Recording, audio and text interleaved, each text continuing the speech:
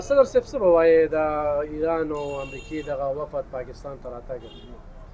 علف خان بوی ستا ډېره مننه چې تا موږ له ټایم راکړو. د امریکې او ایران چې دا کم وفد راغلی و او د دوی دا کم استقبال شو، دلته هغوی کومه مهمان نوازي شوه، نو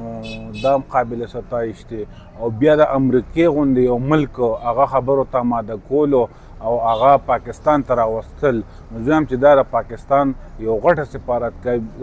سفارتکاري ده او دا زموږ د ټول ملک چې کوم دی نو یو غټه کامیابي ده چې موږ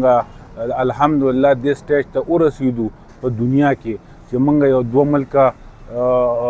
خپل ملک ته رابللی شو او په هغوی په منځ کې چې کوم دی نو د روغې او د سولې کوشش کوو. زما په خیال باندې 47-48 سال بعد چې کوم دی نو د ایران او د امریکې چې کوم دی نو په خپل منځ کې یو بیټک وشو، نو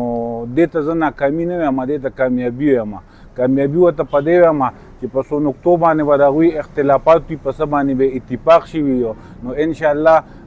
دا کومې نقطې چې پاتې دي نو دا هم سفارتکاري هغوی خو دا اعلان وکړو چې زموږ به سفارتکاري وي، نو انشاءالله د دې به هم لکه یو مثبت حل روځي. زه په دې باندې چې کوم دی نو ټول قوم ته